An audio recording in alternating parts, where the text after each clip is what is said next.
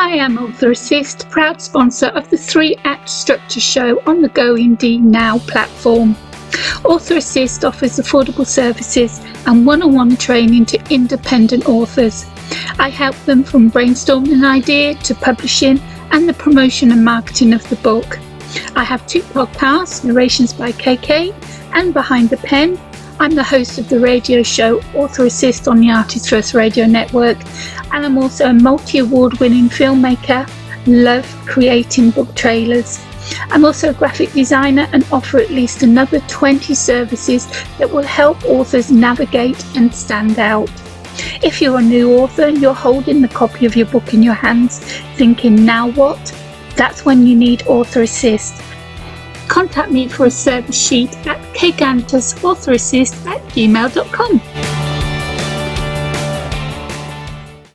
When we deconstruct the elements of story and its structure, whether you acknowledge 3 acts or not, our focus shifts to one aspect that connects us all: the characters. Since the dawn of storytelling itself, there has always been one side's hero and one side's villain. Now, where you may fall in who you support or relate to might shift, but it's always there. However, these days, it's even more layered and complicated. When we have been able to nuance and finite roles and involvement, gray the black and white. It's that examination we will be doing this season. And we'll be doing it in 3-act structure. When your main character needs to find that edge to push themselves, there's only one character type for the job. One to train with, one to walk with on a dark and stormy night, one to go into battle with, and one to reach the edges of the earth together. Only one character type that will assess the scene and ready the fight. They are the Sidekick.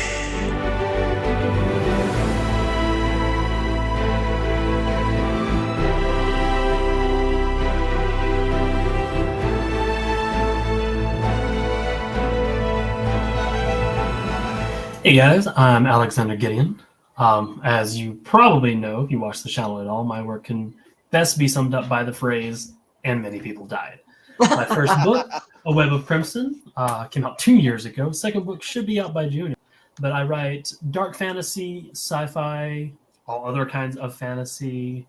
I've got a horror story coming out later this year, so I kind of dabble all over the place. Oh, hi, I'm Nikki Nelson-Hicks, and my work can pretty much be summed up with cheap, quick, and weird. That's pretty much the way I go.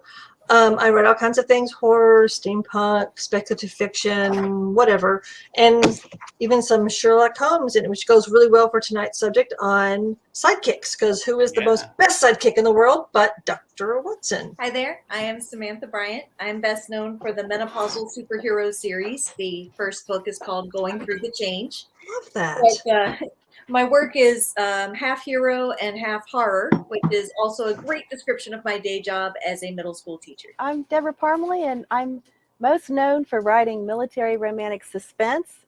This is an example I'll refer to tonight. And I write in all different sorts of other genres, subgenres of romance. And then under Deborah Bishop, I write my non-romance, which is just starting to come out. And so fantasy and fairy tales and that sort of thing will be coming down the road. Hi, I'm Bobby Nash. I write in multiple genres.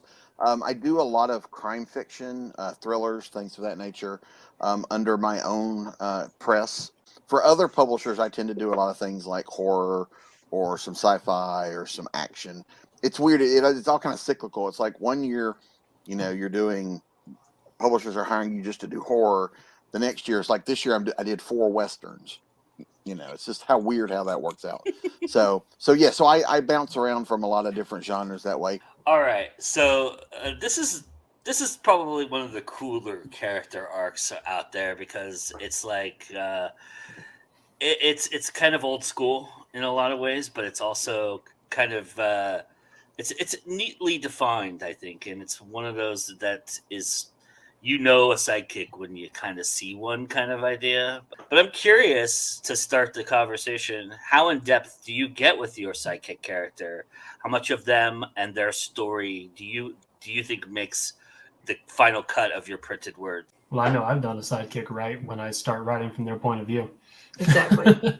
That's happened with this series. So, A Web of Crimson is historical fantasy, kind of loosely follows Aleister Crowley's life. Well, I've taken the people that he had met back in the Golden Dawn, Elaine Simpson, he was like kind of involved with at the time, and she is his apprentice, becomes his apprentice in the book.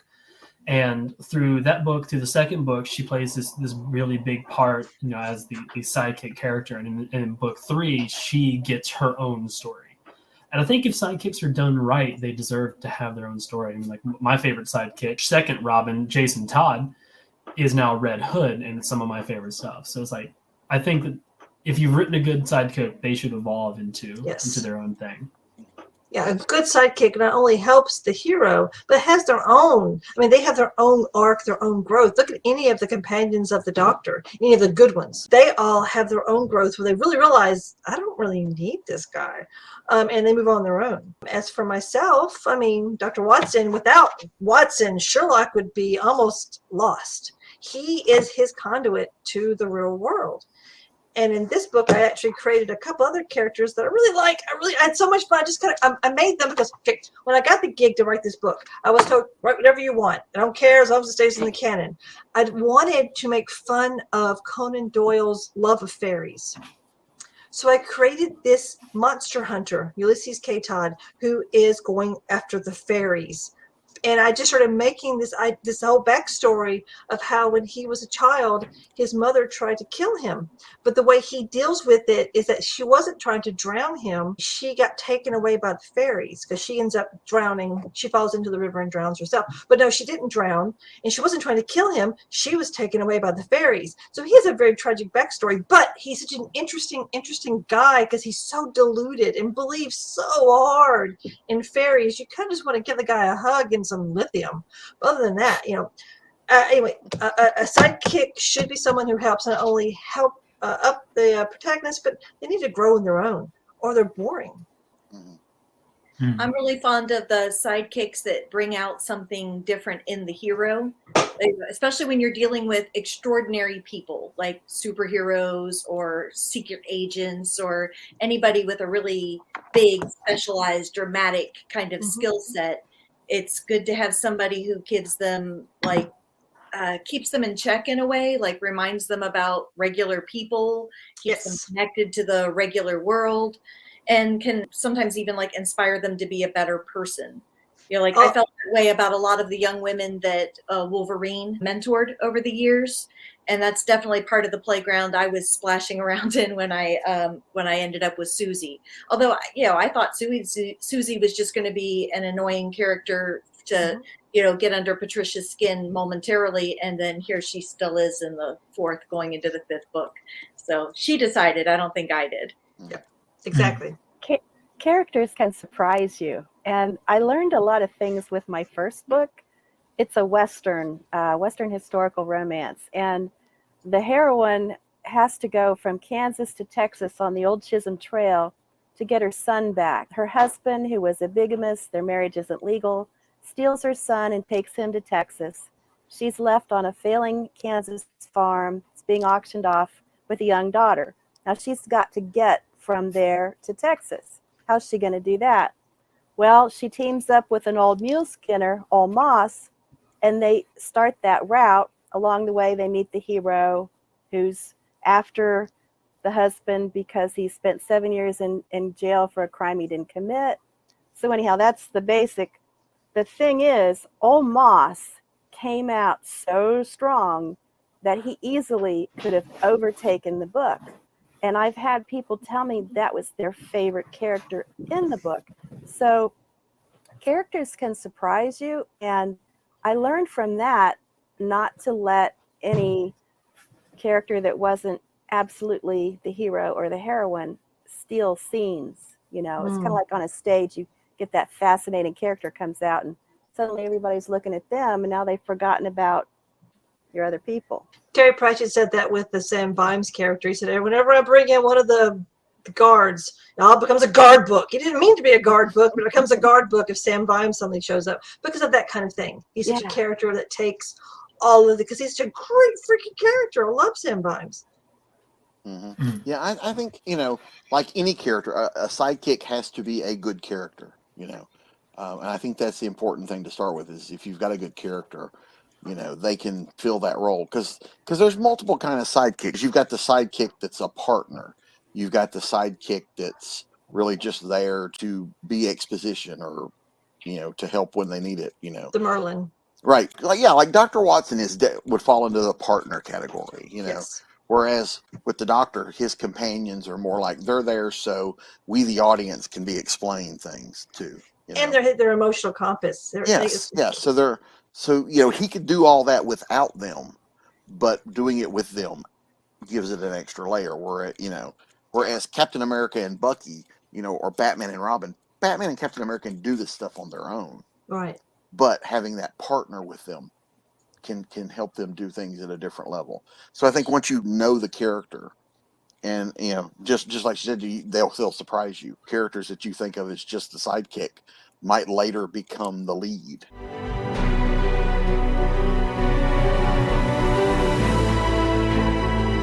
So, where do you feel like you lean on the sidekick the most? What part of the story would you say the sidekick becomes pivotal for you? I like in terms of just not necessarily they're good for the emotional thing, especially like in my Sheriff Myers books, which sorry I'm doing it backwards here. The sheriff is the main character, and his deputy, who is his partner, is technically, I guess, the sidekick. So when there is an emotional thing, or when the character needs a sounding board, or the character is facing a difficult decision, the sidekick is there to kind of help him get back on track. With my Jake Ishinheji, like Bear Gunn is kind of like his sidekick who is there to give him comfort and emotional support, true. But Mama Effie, who would definitely not think she's a sidekick, is the one who kicks him in the ass. She's the Han Solo of the group. She's the one to just kick him in the ass and tell him, no boy, you ain't all that. And help push him to the right direction, but still cover his butt when she has to. And that's what a good sidekick, she would hate being called a sidekick. She'd kick your ass. But a good sidekick is there to, one, keep a moral compass, but two, sometimes you need that Han Solo just to kick you in the butt. Don't get cocky, kid. So yeah, I would guess that Han Solo would not be happy being called a sidekick. He would not either, but he was. Yeah, I mean, because sometimes they don't know. Like, I've said for years, I think in Big Trouble in Little China, Jack Burton is the sidekick. He is, but he doesn't know. He doesn't know it. So funny. That's the brilliant thing about that movie. Yeah, he thinks he's the hero, but he's not. He's the sidekick. Yeah. All cats think that they're the ruler of the house. You're just the pet. They don't know that. Yeah. So yeah. A show that I really like is basically the story of the sidekick, and that's Castle. Castle was the sidekick. You're right. The whole thing. Beckett was the actual detective, the actual there, but he was so interesting himself and what he brought to the table that even though he was the sidekick, he was able to be the main character of that, and that's what I like. I think I like stories from the sidekick's point of view most of the time better than from who the traditional hero would be, because I just think it's more interesting to see their take on it. Do you think we can maybe connect to them better because we all kind of feel like sidekicks in our own lives in a lot of ways? Do you think? And I think for the series with Elaine and Crowley, you have Crowley is very much very esoteric, very high magic, and dealing with the Book of Thoth and the trying to find Caliburn from Arthur and all of these myth and pomp and circumstance. And you get to book 3 and Elaine is getting down and dirty, knife fighting in the dark in the streets of Whitechapel in the 1890. Ooh. So you have this hard shift, and she is dealing with family trauma. She's dealing with much more personal things. And I think that's where the sidekicks work so much of the time is that they are what humanizes the greater than thou main character. And an anchor, a psychic anchor for the Apollonian, like Sherlock Holmes, he's the Apollonian. Oh, yeah, he's the Apollonian. Then you got the Dionysian Watson, who's the earthy that kind of like keeps them all nice and anchored. And some characters like Holmes or a Batman, yeah, we as regular people, they're not regular people, so it's hard to identify with those.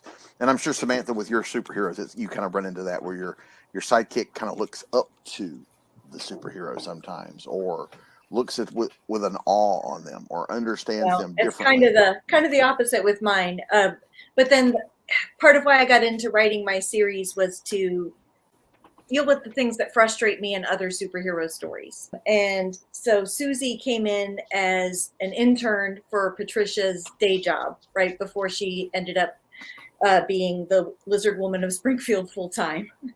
And they don't hit it off at first, but what Susie does for Patricia is keep reminding her that there are reasons to care and making her care. Because Patricia's a very hard-boiled and selfish kind of person, really, at heart.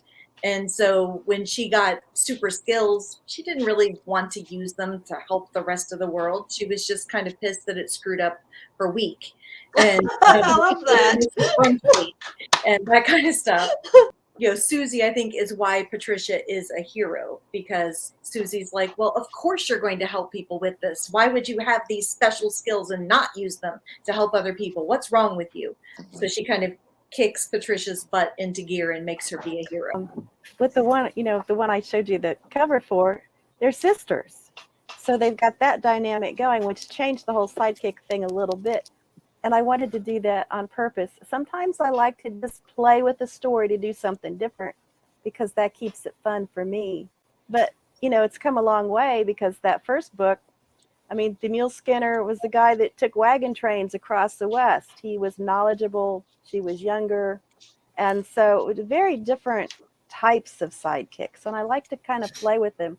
So I'm not sure that they fall into one groove, Of all of the character arcs that we're examining in this season, I find that the sidekick is almost the one that is not just the tropiest, but the tropes have to almost follow. You almost have to stay with the tropes with this kind of character arc. Because if you don't, you're not defining a sidekick, right? It's kind of a different character arc at that point. But so is that fair to say? Would you guys agree with that? And what kind of tropes do you kind of dig about the sidekick? The sidekick quite often gets kidnapped or taken hostage.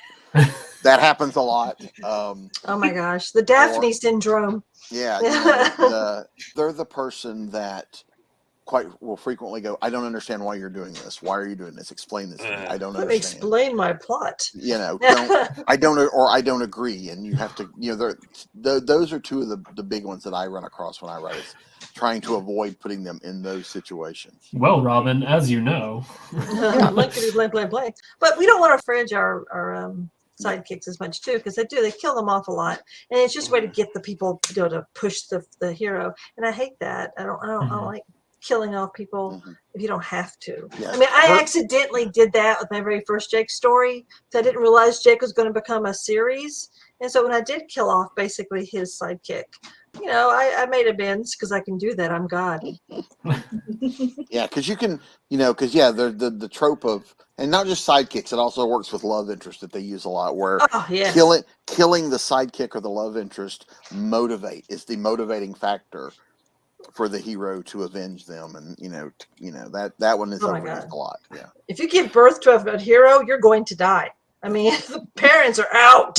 You're gone. So no. One of my favorites is Under the Red Hood, and it was kind of the opposite of that, in that the Joker beat Jason Todd to death with a crowbar, and then Talia brought him back to life using the Lazarus pits, and the whole issue for Jason Todd was. And like he says it in the animated version of it, he was just like, I can forgive everything else, but why on God's earth is the Joker still alive? Right. Why didn't you avenge me? Exactly. Like, I would have thought that he took me away from you and you didn't care.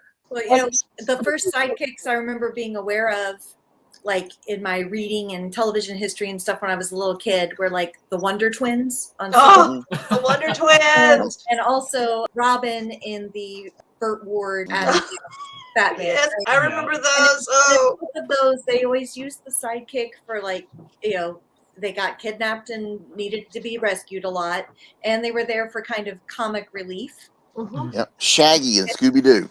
Yeah. Shaggy. Yeah. Although it was basically Daphne who always got How kidnapped. seldom Yeah. does Shaggy Yeah. get to like actively contribute and not just like Right. stumble into something by accident. But he Right, always yeah. stumbles and eventually saves the day in his Yeah. stumbling, usually, because usually all of Fred's things never work. It's always Right. Shaggy and then Daphne getting kidnapped and poor Velma having to figure everything out because she's the very smart, you know. As a reader, I tend to be drawn to sidekicks who are wiser.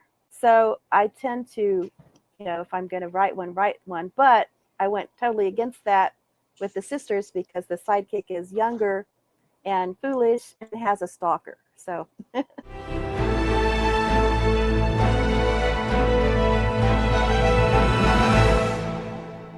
Who's your favorite sidekick you've created and why? probably Old Moss in that first one. Mhm. He easily could have had his own book, and maybe he should have. And I used to ask myself, why was this character? I had secondary characters in there that were coming out real strong, and it was my first book, and I thought, why is this happening? So I went through some of my other books that I'd written, and I figured out the answer. I went in with a good idea of who my hero and heroine were, and let the imagination just totally come up with the secondary characters, and then ended up with a sidekick who was really strong because I put absolutely no parameters on them whatsoever. So that taught me not to be quite so controlling and to let the imagination play and bring in characters that want to be in the story. So I only have one character that I created knowing they would be a sidekick, and that was Susie, like I already mentioned. And the thing that I love about Susie is that she would never admit that she's a sidekick. She's definitely the heroine of her own story, and if anything, she looks at like, none of this would work without me. She very much knows her self-worth. And when I wrote my story where she got kidnapped, which was in this anthology, it was called Underestimated, because she's been underestimated her whole life. She's a tiny, young, blonde, very pretty, and all of those are things that will make people underestimate the capability of a woman. And so, of course, when she got kidnapped, she didn't need rescuing. Hell no. Mm-mm. Yeah. So I really liked that about her. And then I've got another character that's kind of, I think she's moving over from, she used to be kind of a sidekick, but she's becoming more like a support character, more a full member of the cast. And that's Mary, who's the daughter of Helen Brayburn, my flame-throwing woman. And she's been very important for keeping Helen from burning the world down. My very favorite sidekick that I've created, but it's in a series of stories that have never been published, and I don't think ever will be, but I love them. His name is Harry Dean Frog, and he is he's a part of my Travis Dare stories. Travis Dare it's part of my Ghost Hunter ghost stories. And Harry Dean Frog is a skeptic. He is a left-handed, red-headed gay who grew up in an evangelical family and got kicked out. He was homeless. He had his own experiences with the supernatural that scarred him to the point where now he doesn't want to deal with the supernatural, but he gets embroiled with Travis Dare's world. He is the strongest, smartest, most sympathetic. This guy, if he sees injustice, he sees shit going down, he doesn't stop to go, no, he goes in and just takes care of it. I love him. He is so strong and so smart and so sassy. I love him so much. He has problems. He has a problem with little drug abuse and things like that. But I love him so much. He's so much fun. And whenever I write him, whenever I do expose people to those stories, and it is kind of an exposing to those stories, everyone loves Harry. They love Harry more than they love Travis, and he's the freaking protagonist. But everybody loves Harry because he's just so strong and takes absolutely no shit. I love him so much. And don't you love it when you get that where your audience goes, okay, if you kill this character, I we will. riot, you know? Yeah. Yeah, Daryl dies, we burn this place down. Yeah. Exactly. I've had people tell me, you do not, because I have put Harry into a lot of situations where he has almost been killed, and the people who have read those stories are all like, don't you touch my Harry. I get that with Snow's grandfather, where it's like, you can kill anybody else in the book. You can kill the dogs. I don't even care. But don't touch that guy. Yeah. I think for me, the character of Tom Myers, who is the sheriff of Summersville, he first appeared as not even a secondary. He was like a third tier character in Evil Ways, which was my first novel. And I never intended to write the character again. He was just there, and he served his purpose for that story in working, helping the protagonist, the hero, do what he needed to do. But I never intended to do anything with him beyond that. But something happened in my brain where the character just became so alive that every once in a while he would remind me he was still there. Mm-hmm. And so when I was doing Deadly Games, which takes place in the same town, I had no intention of using him again, but I would be writing parts of the story, and in the back of my head there would be this little voice going, this would be the point you'd call the cops. And I tried to ignore that voice, but it became so overwhelming, and it made sense to then, okay, so he gets used again. And then I'm like, okay, well, I've used him twice, I'll never use him again. But he just kept reminding me. And when the idea for In the Wind came to me, again, that little voice goes, there's my story. Yeah. And now I'm working on book 3 of his series. So that's, it wasn't a plan. It was just the power of that character coming to life for me. It's great, isn't it? Yeah. I love it when they take on a life of their own. Yes. They'll tell you what they're going to do and what they won't do. And it almost always makes it better. So much better. Yeah. My characters are so much smarter than I am. In a lot of ways, mine too. Yeah.